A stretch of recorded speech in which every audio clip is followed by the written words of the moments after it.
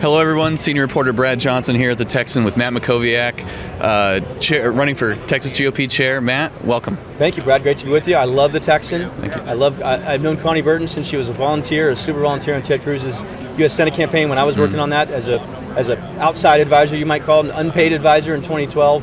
And as I've told you before and said on Twitter, I think you're the finest reporter in Texas on the things you cover, and we appreciate all you do. Appreciate that. You are no longer the latest entrant into the right. I guess I should have waited until the night before and just to keep that description. Yeah. But you announced what last Friday last week. Yeah. So a 6-7 day campaign. Yes.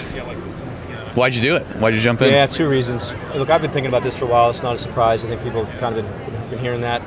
You know, my interest here is I want to see Trump win Texas by the largest margin possible, and I don't see this field being able to guarantee that. We have one person, in my view, who's totally unacceptable, and Abraham George, for a lot of reasons. And then we have a number of very good people that I know personally, some of whom have been friends of mine for a long time. Weston Martinez I've known for 10 years. We've done stuff in San Antonio and been involved in conservative fights. Mike Garcia I've known for 10 years. He was a precinct chair in Travis County when I've been chair. You know, Dane Myers is a new person I've met. Ben Armenta I went to high school with. He was a year ahead of me. These are all good and decent people. Mm-hmm. If we were not in the crisis that we are in currently at the state party, I wouldn't be doing this. And I wouldn't be doing it with 1 week to go. Mm-hmm. The second factor for me is, I would say 10 days ago, maybe 12 days ago, I learned more specific information about the financial crisis of the party. And Matt Rinaldi is an unusually good liar. You have to follow what he does and not what he says. He would make you believe that right now we have $1 million in victory, and he would make you believe we have I think he said $2 million cash on hand. Well, first of all, the Florida GOP has twice as much cash on hand as we do. So that should say something. But second of all, when you look at victory, that's not true. The money that's there is money that Cruz transferred. It's not money Rinaldi raised. Mm-hmm. I can tell you with some confidence, the Cruz team has very little confidence in Matt Rinaldi. But Victory's raised $200,000. You wrote a story about, broke the story that the Victory chair resigned last week, Alex Morrow Del Mueller. I don't blame her. She tried very hard for 4 or 5 months to try to raise the $1.5 million commitment that they needed. She got 17% of the way there in 5 months, and we have 5 months to go. I have $400,000 ready to give to Victory within the first 2 weeks. $125,000 from one former member of Congress from Texas who believes in me, and $250,000 pledged to me by one of our members of Congress in Texas who's openly supporting me, who's going to raise it from the delegation. That's not all of it, Brad. I have $2.6 million, including that $400,000. I have $2.6 million in pledges from 77 people, and that's not even my whole list, who are going to support the party if I am chair, and they're going to do it in the first 30 days. We're going to raise $1 million the first week, fully fund our election integrity effort. We're going to get this party back to doing the things it needs to be doing. We are totally unprepared, catastrophically, unbelievably, unacceptably unprepared for the most consequential presidential election in my lifetime. So I've had those thoughts for a while. What drove me to this is the current field can't raise money. Abraham George is going to win if we don't stop him, and he's unacceptable. And the financial situation is a 5-alarm fire. And so, you know, I'd like to not be doing this, to be candid with you. I have a lot of other things I do. You're familiar with some of them. I'm trying to start a family with Amy this year. You know, as I do that, I want to be as financially stable and secure as I can possibly be, so taking on an unpaid job is not a great way to do that. But I care about this country, I care about this state, and I think my experience is going to set me apart from the rest of the candidates. I have the most experience, I'm the most qualified, I'm the most prepared. I know how to raise money. I know all the statewide elected officials and have their confidence and have great relationships with them. I know every single senator. There's only one senator who's endorsed Abraham George. Every other senator is either for me publicly or privately, period. In the House, I probably know 3/4 of the House members. Those relationships are how you get things done at the legislature. And we're going to advance the platform, and we're going to advance legislative priorities. We're going to do that constructively, okay, not antagonistically. So it's a long answer to your question, but that's why I'm in this. I'm in this for the right reasons. And people can learn more. Make RPT, Republican Party Texas, greatagain.com. Make RPT greatagain.com. Obviously, it's a short run, you know, you're a week. What's the strategy here? How do you get enough delegates to make a runoff, to make this competitive for you? Yeah, look, it's an immense challenge. And look, I had not been doing a delegate effort. I'd been doing what you might call grass tops, donor, political leader, elected official effort. And, you know, no one's ever tried what I'm trying. No one's ever tried to win state chair with 1 week to go. And I realize for a lot of people, they think it's either impossible or perhaps even unwise. I explained the reasons why I'm doing it. How do you do it? You try to be as efficient as you can be.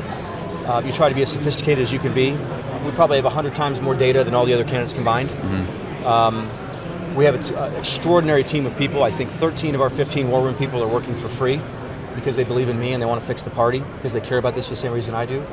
We're going to be strong in parts of the state. Certain parts of the state, I'm confident we're going to be nominated.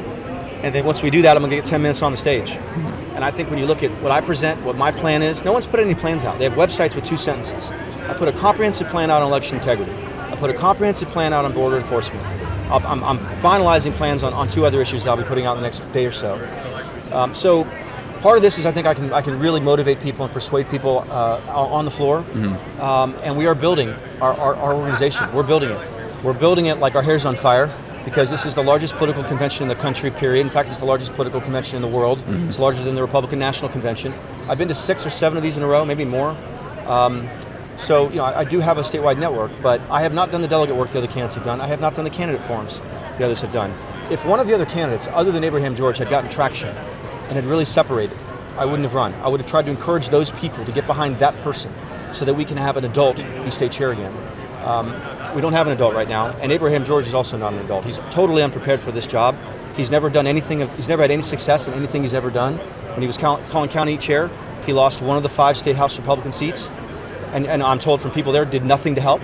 He then took that failure and decided that he just needed to run for state House. He lost a primary, 53-47, to an incumbent. 2 weeks later, he announced he's running for state chair. So I guess fail up is his motto. Fail up. Fail as county chair. Fail as a state rep candidate. Fail when you're running for state chair. Although maybe he'll win, but he's going to fail in that regard as well. And he has other problems, as I think some people know. But again, I'm doing this for the right reasons. I'm doing this because I believe in this. I know exactly what to do on day one. And so if you're out there and you're listening to this, and you're concerned about where the state party is, if it bothers you that we have 4 people working at the state party in a state of 30 million people, if it bothers you that Victory is 17% funded, if it bothers you that we are just so utterly unprepared, we haven't registered 1 voter since Matt Rinaldi's been chair. Not 1 voter. There's 1,000 people a day moving to Texas. The level of incompetence fails to be able to something I can even adequately describe with my vocabulary.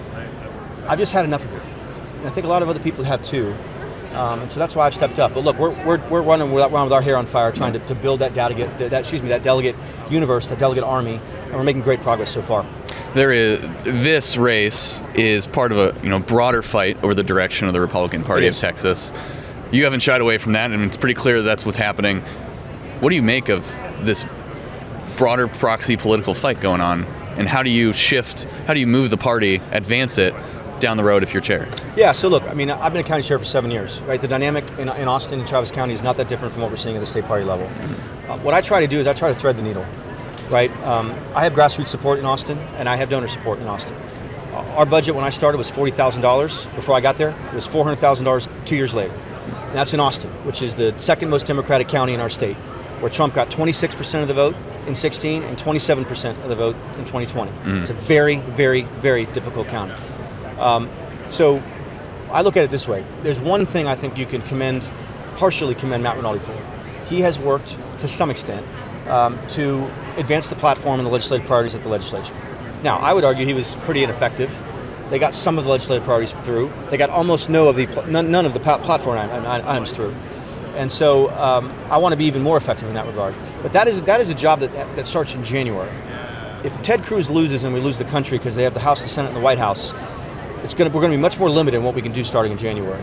So from my standpoint, the party needs to be doing 5 or 6 things at an elite level, right? Number one, you have to raise money. I know some people think that's not important. You want to be a press release organization that does nothing, it makes no difference, you can do that. I'm not going to be a part of that. You have to raise money to do all the things you want to do that can make a difference. Why are we not registering voters? Maybe Matt Rinaldi doesn't think it's important. Maybe he can't fund it. Maybe he can't find anyone to do it. Maybe he doesn't know how to do it. I'm the opposite in all those areas. I've registered more people in the last 2 months in Travis County than he's registered statewide in the last 3 years. It's totally unbelievable. So we got to do 5 or 6 things. One is, yes, we got to reflect the grassroots as it relates to the platform and the priorities and fight for those things in the legislature, and I will do that. You know I'm a fighter. But we have to do other things. We have to unify this party on May 29th. We have never been more divided. And I share a lot of the frustration with the way the House conducted itself last year. I share immense frustration with impeachment. Despite what dedicated and intentional liars have said, I have opposed impeachment from the beginning of Ken Paxton, which he admitted to me in person with other people in Houston with President Trump yesterday. We have to get school choice through. It's absolutely absurd. Arizona, Tennessee, Florida, they all have rural House Republicans. They have found a way to do it. We have to find a way to do it, and we will. And with the governor's leadership, making the changes that we've had, we're going to make up those votes, and we're going to have school choice in January. But we got to do more. We got to unify the party. We got to recruit candidates. There's 46, I think, Democratic House candidates that don't have a Republican opponent because Matt Rinaldi doesn't care about general elections. Matt Rinaldi cares about primaries. Well, I have news for Matt Rinaldi. Primaries do not elect anyone to anything. They give someone the opportunity to take our position on the ballot that was fought for 100 years and represent us in the general election when someone actually gets elected to a position and has actual power. So he wants to take the next 6 months off, which is why he's not running again. I want to focus on the next 6 months, dedicate myself, sacrifice, be all in, unify the party, move us down the field together, raise significant money so we can make sure Trump wins by the largest margin possible, Cruz gets through, and we defeat Colin Allred, and that we focus on our targeted races in South Texas, our judicial races in Austin, Houston, Dallas, San Antonio. John Devine, Supreme Court Justice, needs our help. Christy Craddock, Railroad Commissioner, needs our help. On and on and on and on. It's going to be a fascinating next 24, 48 hours to watch. Sprint to the finish. Matt Mackowiak, thanks for joining us today. Thank you. Make RPT Great Again is the website. I'm the only one that has a plan. I'm the only one prepared to do this. Please go there, check me out. Thank you, Brad. I appreciate it.